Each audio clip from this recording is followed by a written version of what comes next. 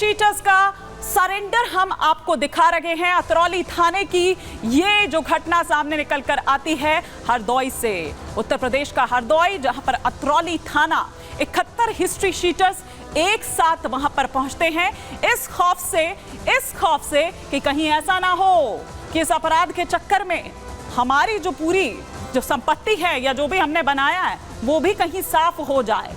ASP क्या कुछ कह रहे हैं इस पूरे मामले पर? थाना जो एएसपी है, आइए आपको सुनाते हैं। रोकथाम के लिए पुलिस अधीक्षक हरदौई महोदय द्वारा एक अभियान चलाया जा रहा था। उसी क्रम में थाना अतरौली क्षेत्र के 71 हिस्ट्री शीटरों को थाने पर बुलाया गया एवं प्रभारी निरीक्षक अतरौली द्वारा उन्हें अपराध से दूर रहने के लिए हिदायत दी गई एवं प्रत्येक महीने की निश्चित तारीख में थाने पर हाजिर लगाने को निर्देशित किया गया। तो चाहे अपराधी हो या फिर खाकी, नहीं मिलेगी कोई माफी।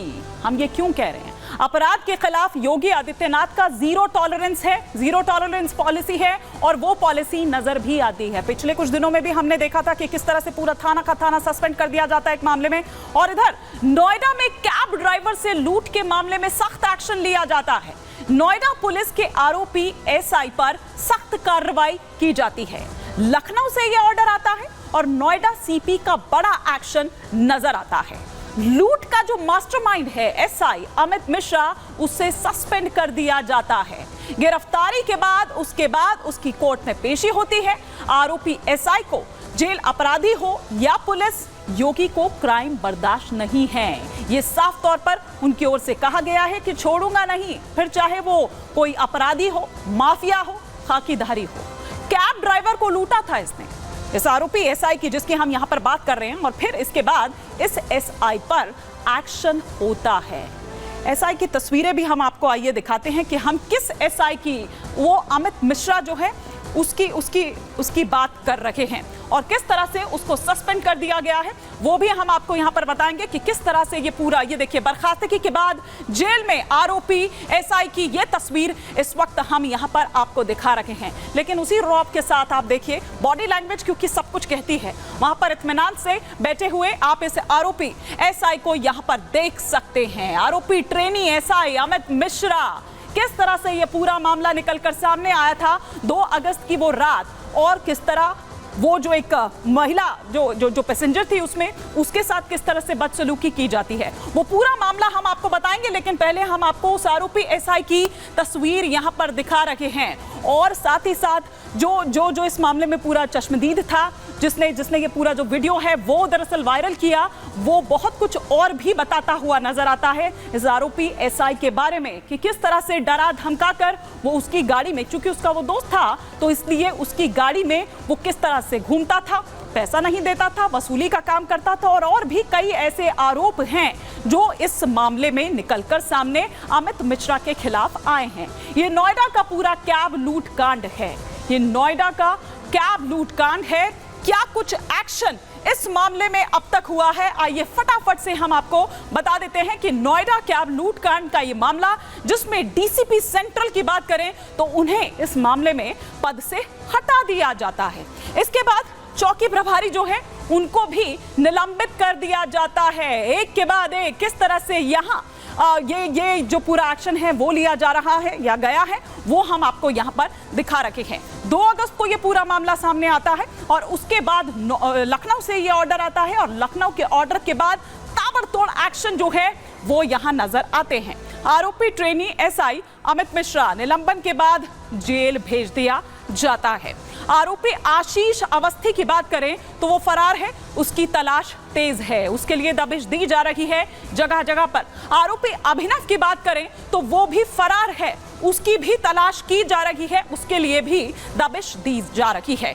तो ये तस्वीर हम आपको यहां पर दिखा रखे हैं, और ये देखिए, ये डीसीपी सुनीति सिंह हैं जिन्हें पद से हटाया गया है, क्योंकि लुटेरे एसआई को इन्होंने बचाया तो वो बचाना इन्हें महंगा पड़ गया। किस तरीके से मामले को दबाने की कोशिश पहले की जाती है, मामला सामने आने नहीं दिया जाता है, और फिर उसके बाद जब मामला सामने आता है, लखनऊ से ऑर्डर आता है, उसके बाद डीसीपी सुनीति सिंह को हटा दिया जाता है, महंगा पड़ जाता है उनको आरोपी एसआई को, एसआई अमित मिश्रा को बचाना। और इसीलिए ये जो एक्शन है वो लिया जाता है डीसीपी सुनीति सिंह पर।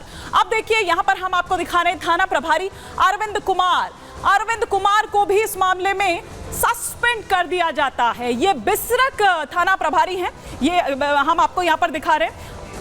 बिसरक थाना प्रभारी पहले थे, अब उनको हटा दिया गया है। किस तरह से इनको उस लुटेरे एसआई को बचाना महंगा पड़ा है ये हम आपको दिखा रहे हैं कि पुलिस पर वो एक्शन किया गया। मतलब ये प्रभारी थे पहले, फिर उसके बाद इनको हटा दिया गया है। तो ये एक के बाद एक जो एक्शंस हुए हैं उनकी तस्वीरें भी हम आपको यहां पर दिखा रहे हैं और साथ ही साथ ये भी बता रहे हैं कि क्या एक्शन उन पर लिया गया है। और आइए अब आपको और यहाँ पर जानकारी हम देते हैं कि दरअसल किस तरह से ये जो पूरा मामला है वो 2 अगस्त की रात को पेश आता है। वो किस तरह से 2 अगस्त की रात को पेश आता है, पहले हम सबसे पहले यहाँ पर हमारे जो 2 सहयोगी हैं वो हमारे साथ जुड़ गए हैं। जतिन हमारे साथ जुड़ चुके हैं, कोमल हमारे साथ जुड़ चुकी हैं। मैं सबसे पहले जतिन का यहाँ पर रुख करूंगी। जतिन, ये हम देख रहे हैं कि किस तरह से एक के बाद एक जो एक्शन है वो यहां लिए गए हैं। मतलब योगी जी ने जो कसम खाई है कि छोड़ूंगा नहीं, फिर वो चाहे अपराधी हो, माफिया हो या फिर खाकीधारी ही क्यों ना हो। बिल्कुल सही कहा आपने। अपराध जिसने भी किया है उसके खिलाफ कार्रवाई जो है वो की जा रही है और योगी राज में ऐसी ही तस्वीर हम लगातार देख रहे हैं। लेकिन नोएडा की ये तस्वीर इस लिहाज से भी हैरान कर देने वाली है कि सुरक्षाकर्मी, पुलिसकर्मी जो कि आम जनता की सुरक्षा के लिए हैं, वो किस तरीके से उगाही कर रहे हैं। और एक सब इंस्पेक्टर रैंक का ऑफिसर जो कि वर्दी में मौजूद था, रात को एक ड्राइवर को रोक लेता है और वो तब रोकता है जब उसके साथ एक महिला पैसेंजर भी थी। आप देखेंगे कि जो एफआईआर दर्ज की थी इनिशियल, उसमें उस महिला के साथ बदसलूकी का जो जिक्र है वो नहीं किया गया था।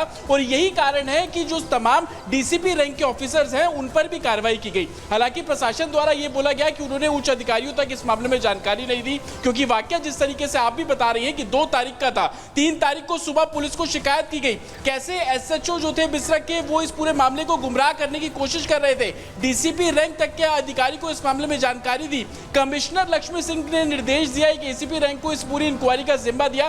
तब जाके पता लगा कि सिर्फ एक बिसरक ही नहीं बल्कि गौर सिटी 2 के जो पुलिसकर्मी हैं वो भी इसमें शामिल थे। और कहीं ना कहीं इस पूरे मामले को लीपापोती करके कॉम्प्रोमाइज कराने की कोशिश थी। पैसा तक देने की बात उस टैक्सी ड्राइवर को कर दी गई थी। तो इसको देखते हुए कार्रवाई बिल्कुल की गई है और एक सख्त मैसेज देने की कोशिश कि आप अगर किसी के साथ भी अभद्रता करेंगे, उनके साथ उगाही जैसी चीजों को अंजाम देंगे, तो पुलिस वाला क्यों ना हो उसके खिलाफ भी कार्रवाई की जाएगी। बिल्कुल, ये साफ संदेश यहाँ पर दे दिया गया है। जतिन आप बने रहिए। कोमल, मैं आपका भी रुख करूंगी, लेकिन सबसे पहले यहाँ पर बता देती हूँ कि क्यों हम ये बात कर रहे हैं और क्या है ये पूरा मामला। वर्दी वाला गुंडा क्या हुआ था नोएडा में रहने वाले जो लोग हैं उनके लिए जानना जरूरी है। ये 2 अगस्त 2024 की रात का ये पूरा मामला है। आरोपी ट्रेनी एसआई अमित मिश्रा ने शराब पी हुई थी। आरोपी एसआई अमित मिश्रा के साथ उसके 2 और साथी भी थे। आरोपी आशीष जो फरार चल रहा है, आरोपी अभिनव जो फरार चल रहा है, ये दोनों साथी उसके साथ थे और इन दोनों ने भी शराब पी हुई थी। शराब के नशे में कैब ड्राइवर से 7,000 रुपए भी लूटे गए। पीड़ित कैब ड्राइवर से आरोपी एसआई ने उसे डराया धमकाया। वारदात के वक्त कैब में एक महिला सवारी भी बैठी हुई थी। आरोपी एसआई अमित मिश्रा और उसके साथियों पर यह गंभीर आरोप लगे हैं। गंभीर आरोप क्या कि कैब में सवार महिला को जबरन अपनी गाड़ी में बैठाया गया। आरोपी एसआई अमित मिश्रा ने कैब में सवार महिला को कॉल गर्ल कहा। आरोपी एसआई अमित मिश्रा ने कैब में सवार महिला से बदसलूकी की। पीड़ित कैब ड्राइवर ने मामले की शिकायत की। कैब ड्राइवर पर समझौते का प्रेशर भी डाला गया कि मामले को रफा दफा करो, कहीं किसी को बताने की जरूरत नहीं। चौकी इंचार्ज ने ट्रेनी एसआई अमित मिश्रा को बुलाया। पीड़ित के सामने शिनाख्त भी करवाई गई, लेकिन नोएडा पुलिस ने एसआई पर कोई कार्रवाई नहीं की। इसके साथ ही कैब ड्राइवर को उल्टा डरा दिया, धमका दिया और वहां से उसके बाद भगा दिया। तो आप ये देखिए कि किस तरह से ये पूरा मामला जो है वो पेश आता है।